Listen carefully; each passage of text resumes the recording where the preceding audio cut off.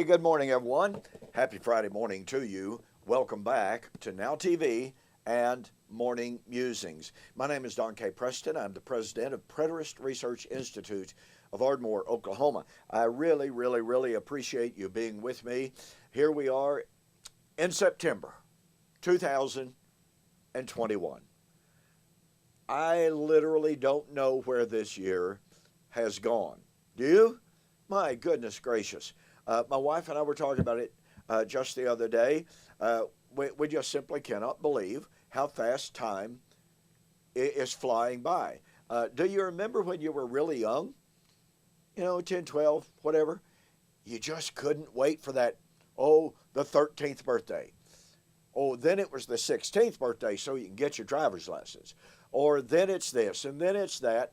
And all of a sudden, then you find yourself looking back saying, boy, I sure wish I was 21 again, or I wish I was 25 again, or whatever. Anyway, I don't have a lot of time to reminisce on things like that. But anyway, I do want to thank you for joining me here on Morning Musings. It's such an honor to be with you. It's such an honor to share with you my understanding of the Word of God. And by the way, I really appreciate the fact that that on YouTube, on the viewership of this program on YouTube, the view count is just steadily climbing. Now, it's not viral. I understand that, but it's steadily climbing. Two of the shows over the last couple of weeks have actually hit, in slightly over a week of views, has hit over 1,000 views. Now, again, that's just YouTube. That's measurable. That's something that I can point to concretely. Unfortunately, with NowTV, they don't have a metric. They don't have a way for us to determine how many people are actually watching.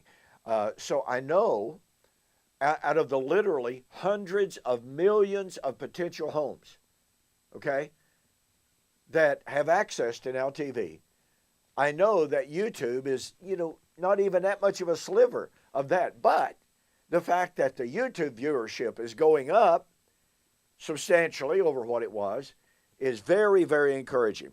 Okay, got to get right into it. Got a long way to go this morning. And I don't want to run out of time, which I will, but that's just the way things go. I have been sharing with you over the last 2 or 3 weeks about the single last days and two comings, and how this relates to the challenge of Christ. Now, if you're a new viewer, let me bring us up to speed, okay? In John chapter 10, 37 and following, Jesus said, "Do not believe me for my words' sake, believe me for my works. If I do not do the works which my Father has given me, do not believe me." That challenge of Christ stands unique in the theological and the religious world. Many religions do not want any critical examination, any historical examination of the claims of their religion. Listen, over the last few weeks, we have witnessed the takeover of Afghanistan by the Taliban. Do you realize that with the Taliban, if you dare to question anything that they claim is the true teaching of Islam, they will kill you. They're hunting down Christians and killing them. And the United States State Department keeps silent. Or at least I haven't heard anything about it. But not to get into the political side of that, but it's not truly political. Listen, folks, Christians are dying in Afghanistan because they were simply left behind by the U.S. government that truly does not care about Christians. We will allow Muslims by the thousands, the 10,000s into our country. But we literally turned Christians away from the airport, told them to go away because they were Christians. This is unbelievably deplorable. And it shows the descent of America into the abyss of darkness. Now, Christianity's claims, Christ claims, I had to get off of that, okay, because I was about to get on my soapbox and go to preaching here. Christ's claims truly are unique. And again, they are unique in the fact that other religions do not welcome that kind of critical inquiry. Let me say it again. If you question what the Taliban says is the true teaching of Muhammad, they'll kill you. The Hindus do not want critical investigation, historical investigation. The Buddhists do not welcome that. Christ, and Judaism even for that matter, are the only religions, the historical religions, that actually say we welcome investigation. And thus Jesus' challenge is an incredible challenge. Well, we have been focused, and we're getting back to that. You know, we're kind of going like this. We're taking a step back to Jesus' incarnation, the work of his incarnation, and then we'll get back to his work concerning his coming and his judgment. But Jesus said, "Do not believe me for my word's sake. Believe me for my works. If I do not do the works which my Father has given me, do not believe me." Well, I've called your attention to the fact that one of the works that the Father gave Jesus to do was to come in the glory of the Father with his angels in the judgment of every man in the first century generation. And again, we're getting back to that. We're taking this slight detour here. But you see, ladies and gentlemen, what is so critical to understand is that his coming in judgment at the end of the age is not the only work that the Father gave him to do. The work that the Father gave him to do was to appear in his incarnation and to establish the kingdom. I might express that a little slightly differently, although that's true. But I might express it like this, to say that the Father gave him the work of laying the foundation of the kingdom. Now that terminology, not precise terminology, but that concept is found in 1 Corinthians chapter 12, in which Paul speaks about the building up of the body of Christ being built upon the foundation of the apostles and the prophets. Same in Ephesians chapter 2, 19 and following.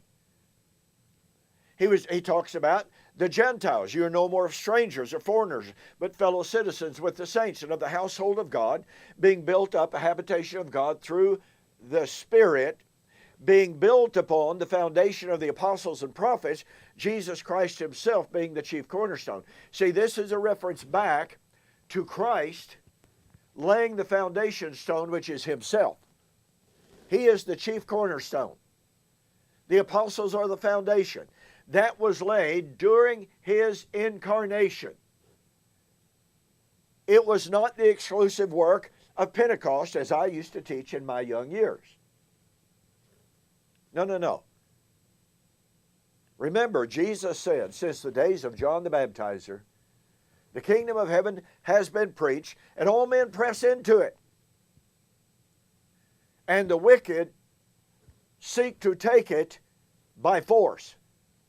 And by the way, what that means is there were some who, hearing the preaching of the imminence of the kingdom, believed that they would rebel against Rome. They would whip the Romans. And they would take the kingdom and they would establish the kingdom by force. Pardon me, but remember, Jesus said, "My kingdom is not of this world. If my kingdom were of this world, my servants would fight John chapter 18, 36. And so, we've been focusing on the coming of the Lord in His incarnation. Now, I've shared with you this fact, and it's very, very important. The Jews seem not to have a grasp of the fact, one Messiah, two comings. They did not understand that Messiah would come as a meek and a gentle servant. Even though Isaiah chapter 40, all the way through the end of the chapter, speak of this suffering servant. And He is the Lord's Messiah. He is the Lord's anointed one. And yet, because the Jews were so focused on a geopolitical, military, quasi-military, or purely military theocracy, they just couldn't get it through their heads that the Messiah would come initially as a meek and gentle man. Or as Zechariah chapter 9 would express it, behold, your king comes riding on a donkey. Well, you see, a donkey historically was a sign, a symbol, kind of a representation of a king, but it wasn't a king the way the Jews expected. There was tremendous confusion in the Jews and the rabbis about this meek and gentle portrayal of the coming of Messiah. As Isaiah chapter 42 says, He will not cry out nor raise His voice in the street, nor cause His voice to be heard in the street. A bruised reed shall He not break, a smoking flax shall He not quench. No. He's got to come as a warrior. He's going to whip the Romans. And so dominant was this view, ladies and gentlemen, that we read about the Zeolots on the pages of the Jewish historian Josephus, who lived through the Jewish war and the destruction of Jerusalem. Those Zeolots would hide a Sicarii blade under their robe. And when there were crowds gathered, they had men pointed out that to them wanted to make peace with the Romans. They didn't want war. They didn't want the kingdom through warfare. And so these Zealots would slip up beside them in this press of humanity, and they would stab them to death, and then they would run off. That was the nature of the Jewish hope of the kingdom in the first century. And I shared with you in closing last week how the Dead Sea community at Qumran, they believed, they taught that what they called the teacher of righteousness was going to come. He was going to destroy the Romans. You see, they believed they were living in the last days, and they were right. They really were. After all, Jesus appeared in the last days. Hebrews chapter 1, 1 and 2. He appeared at the end of the age. Hebrews 9:26. So the Essenes out there at the Dead Sea community, they were right to believe they were living in the last days. However, they had the wrong concept of the kingdom. And I want to take a moment to diverge here. And I want to remind you that our dispensational friends believe almost exactly like the Zealots. Now, no.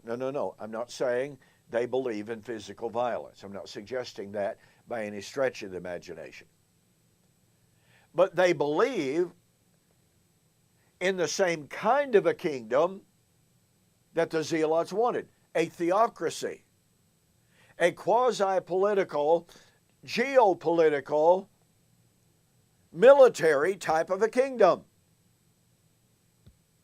and that military will destroy all of its enemies. They believe much like the Essenes, who believed, once again, in a geopolitical theocracy. And Messiah was going to come and he was going to physically destroy the Romans, you see. So we have the Essenes and we have the Zeolots, who believed that the kingdom was to be destroyed by the Messiah in a war, a literal physical war. Folks, that's exactly and precisely what my dispensational friends believe. Now, I can tell you this, there are a lot of people sitting in the pews of dispensational churches that do not realize that's the kind of kingdom that is being preached. Some years ago, I was in Florida, sitting in the audience, listening to a dispensational minister preach. Now, I will say this of the gentleman, not going to mention any names at all, but he flat out lied to the organizers of the event that he was speaking at. He was a preacher at a congregation of over 3,000 or 4,000 people.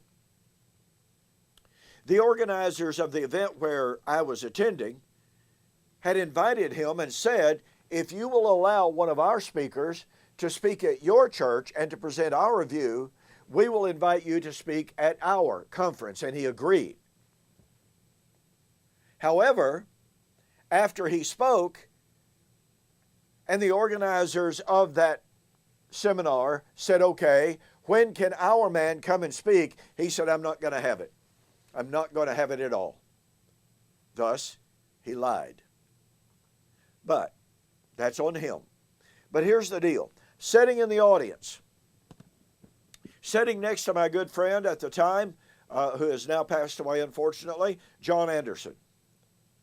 And this dispensational preacher got up there, quoting from Revelation 14, Revelation 8, Revelation 16, about the destruction of the enemies of God at Armageddon and the blood flowing up to the bridles of horses.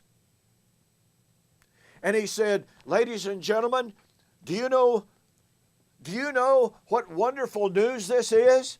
And do you know the best news of all? Now, folks, he went into gory detail that I'm not going to go into. But he said, do you know what the best news about all of this is? I get to watch, he said. So here is a man claiming that Christ will one day come, and when he comes, he is going to personally, with his own feet, according to this preacher, trample down 100 million or 200 million of his enemies and cause the blood to flow bridle deep all over the earth. So, here are the Essenes, here are the Zeolots, the kingdom to come through violence. And here are the dispensationalists who tell us the kingdom will come through violence. Well, guess what, ladies and gentlemen? That flies directly in the face of Isaiah 42. Let me remind you. Isaiah 42 is about his first coming, right? And yet, Isaiah 42 depicts the coming of the Lord for the establishment of the kingdom. Now, don't forget, and I've simply got to remind you of this, do not forget the dispensationalists say that yes, Jesus in his incarnation, in his meek, gentle, and mild incarnation, came to establish the kingdom. But you see, that violates their view that, well, actually, he's supposed to come to destroy his enemies in the Battle of Armageddon. See, their own paradigm contradicts itself. So they tell us he came in his incarnation, meek, gentle, and mild, to establish the kingdom, he offered the kingdom to the Jews. They rejected it. Therefore, he withdrew the kingdom offer. And now, he will come in violence, in warfare, in blood, and establish the kingdom. Well, does that mean that God said, well, I'm going to try to establish the kingdom through peace, but hey, that didn't work out so well, so I'm going to tell you what, right now, I'm going to establish the kingdom through bloodshed. I'm going to establish the kingdom through violence, since they wouldn't accept it through the meek, gentle, and mild Messiah. Folks, we have to think through the things that our theology is teaching us and affirming. But look again, Isaiah chapter 42. Remember, folks, we were talking about one last days period, two comings of the Lord. One in meekness and gentleness, the other in judgment and fire and violence. Yes, fire and violence. To put down his enemies. He will not cry out, nor raise his voice, nor cause his voice to be heard in the street. A bruised reed shall he not break, a smoking flax shall he not quench. He will bring forth justice for truth. He will not fail nor be discouraged. Now, let me remind you, ladies and gentlemen, our dispensational friends say Jesus failed because he came as that meek, gentle, and mild king, would-be king. He offered that kingdom, but it was rejected. Therefore, he had to go back to heaven to wait until the time that he would come and force the kingdom down the throat of the world. No, this is talking about his first coming, and it says, point number one, he will not fail. He will establish justice in the earth. And he will bring forth justice. Well, what is the bringing forth of justice? Ladies and gentlemen, it's the kingdom.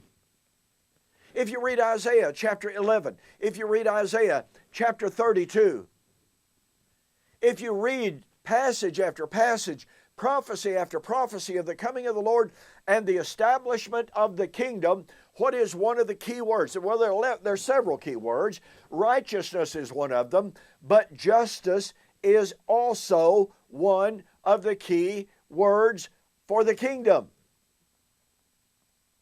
So, when this passage is discussing for us the coming of the Lord in meekness, gentleness, and nonviolence,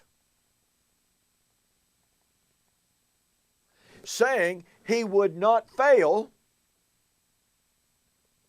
and he would establish the kingdom in justice, and righteousness, it means he would establish the kingdom in his personal ministry. But again, we're told, well, he didn't do it. And you know how people argue, don't you? They tell us, well, look, according to Isaiah chapter 11, in the establishment of the kingdom, a child shall play on the hole of the poisonous snake and not be harmed. The wolf and the lamb will lie down together. In Isaiah chapter 2, verse 3 and following, they shall beat their swords into plowshares. And so people tell us, dispensationalists tell us, well, look around. There's still warfare. Nobody has beat their swords into plowshares. And look around. I don't see children playing on the holes of cobras or being bit and not being hurt. I don't see the wolf or the lion laying down with the calf or with the lamb and not eating them.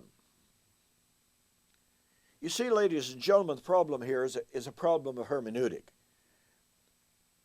It is a problem of not honoring the metaphoric nature of prophetic language. It is insisting on a woodenly literalistic approach to the Bible that says, well, look, the Bible says what it means, and it means what it says. So if it says lions laying down with calves or with cattle, then hey, lions have got to lay down with cattle. My voice is still somewhat weak, and I apologize for that. But again, ladies and gentlemen, we have to allow the Hebrews to express themselves poetically, metaphorically, hyperbolically. And let me give you an illustration of that. In Isaiah chapter 40, 1 and following,